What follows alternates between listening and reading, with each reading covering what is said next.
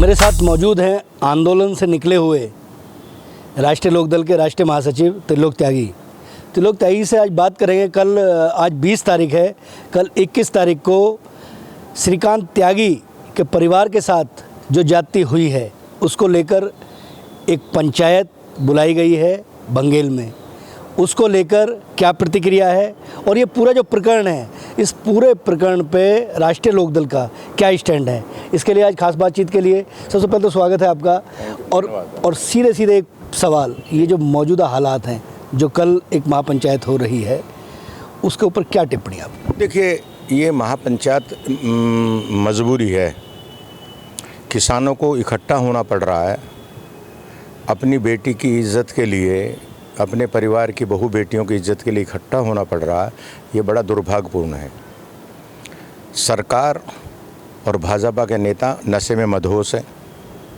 उनको ये समझ में नहीं आ रहा कि तुम नोएडा के जिन किसानों की ज़मीन पर ये अट्टालिकाएँ बनी हैं, उन्हीं की बेटियों को, उन्हीं के परिवारों को सोसाइटियों में बेइज्जत कर रहे हो। किसकी ज़मीन पर? गेजा, बंगेल, गुजरों के गांव, त्यागियों के गांव, चौहानों के गांव, यादवों के गांव, जाटों के, किसके गांव है? किसानों के गांव है।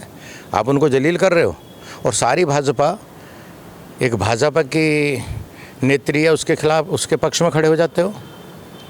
एक व्यापारी की बेटी है, मेरठ का एमपी, नोएडा का एमपी, गाज़ियाबाद का एमएलए, दिल्ली के मंत्री, लखनऊ के अधिकारी, सब उसके लिए खड़े। अनु त्यागी के साथ कौन खड़ा है? मैं ये सवाल पूछना चाहता हूँ। आज तक किसी का एक बयान नहीं आया। कोई ये नहीं कह रहा कि हमने गलती हो गई।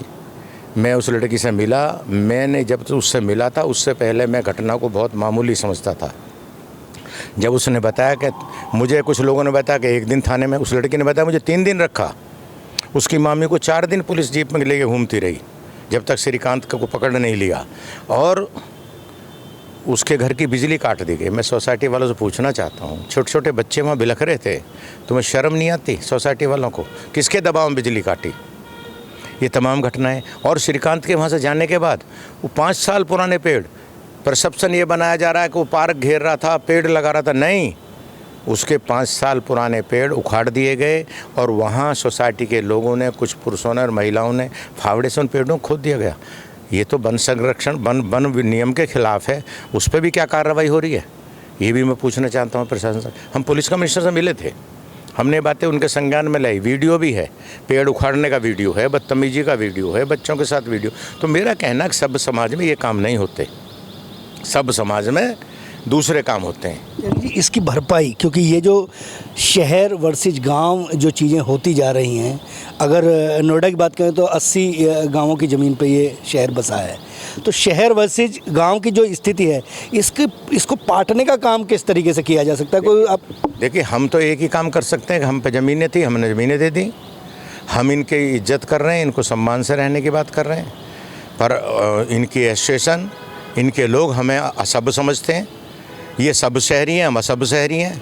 चूँकि हमारे पिताजी हल चलाते थे, खेत में काम करते थे, इनके नौकरी करते थे, दुकानों पे सामान बेचते थे, तो ये सब हो गए, हम असभ्य हो गए।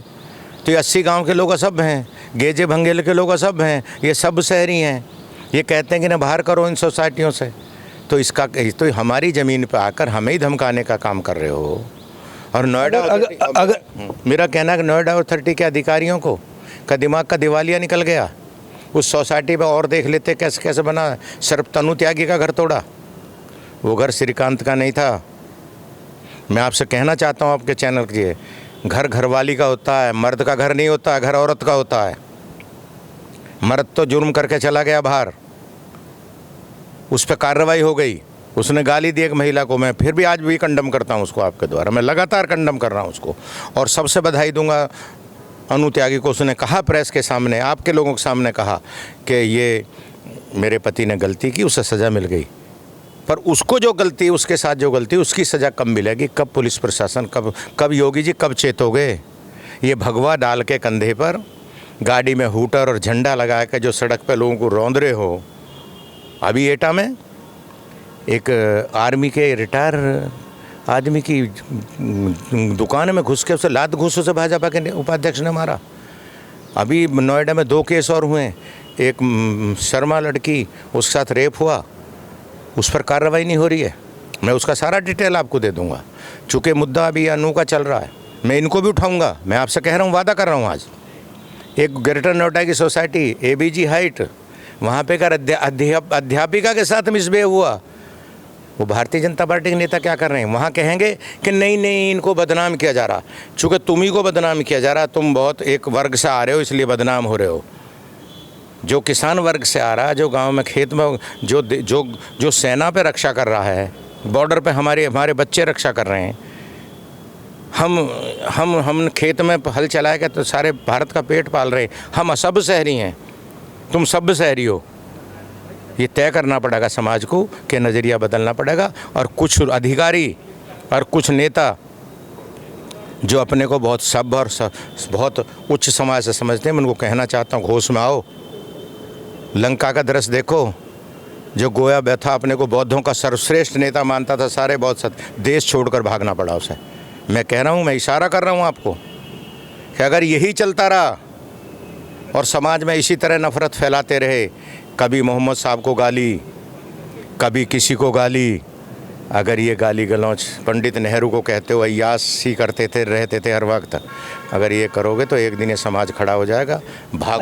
अच्छा, ये जो हालात परिस्थितियां हैं, इसको शहर वर्सेस गांव, क्योंकि अगर केवल नोएडा की बात नहीं है, ये अगर देखा जाए तो 70% आज भी देश गाँवों में निवास करता है और 30% इसके आंकड़े भी कहीं ना कहीं मुहैया होते हैं।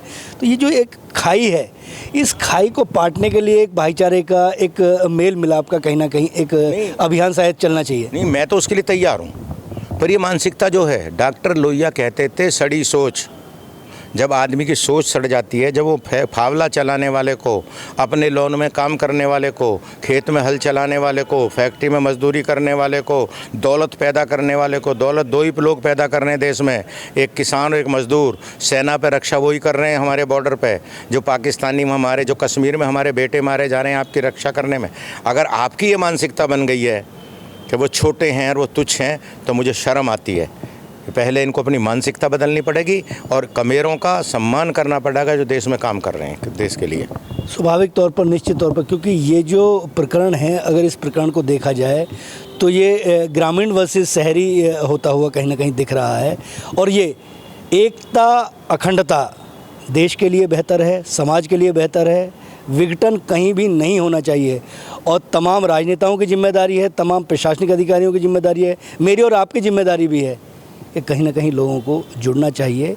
और अगर सोसाइटियों में ग्रामीण परिवेश के लोग रह रहे हैं तो उनके साथ भी मेल मिलाप और सौहार्द के साथ रहिए।